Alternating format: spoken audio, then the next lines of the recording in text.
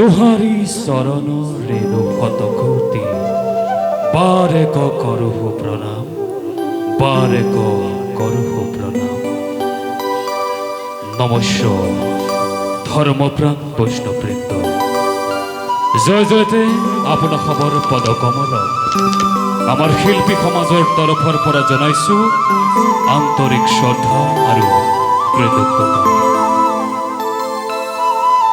আজিৰ পৰা প্ৰায় ৬০০ বছৰ পূৰ্বে মহাপুৰুষ শ্ৰীমন্ত শংকৰদেৱে অসমীয়া জাতি, অসমীয়া ভাষা আৰু অসমীয়া সংস্কৃতি বিশ্ব দৰবাৰত প্ৰতিষ্ঠা কৰিবৰ বাবে যি অহুপুৰুষাৰ্থ প্ৰচেষ্টা অব্যাহত ৰাখিলে, তাৰে ফলশ্ৰুতিত আজি আমি অসমীয়া সমাজে নিজকেই বৃহত্তৰ অসমীয়া জাতি হিচাপে চিনাকি দিবলৈ সক্ষম হলো।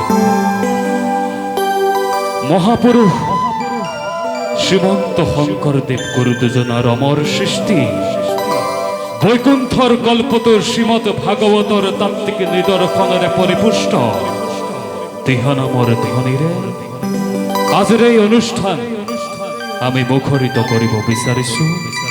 আপোনাসৱৰ সহায় সহযোগিতা আৰু আৰ্থিক নিৰ্মাণে শিৰত লৈ তেখেতৰ অমৰ সৃষ্টিৰাজি পৰিৱেশন কৰোঁতে অজানিতে হৈ ৰ'ব পৰা ভুল ত্ৰুটিৰ বাবে আমি আপোনাসৱৰ চৰণত সেৱা নিবেদন কৰিছো। আজিৰ এই শুভ মুহূৰ্তত সেৱকীৰ মনৰ কামনা পূৰ্ণাৰ্থে মৃতক সদ্গতিৰ কামনা কৰিছো।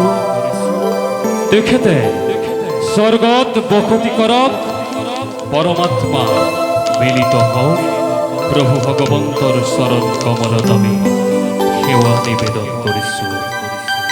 সৰ্বে ধৰ্ম পৰিত্ৰাজং মামেকং শৰণং ব্ৰজঃ, অহং ত্ৰাং সৰ্ব পাপেভ্যো মোক্ষয়িষ্যামি মা শুচঃ, মোক্ষয়িষ্যামি মা শুচঃ।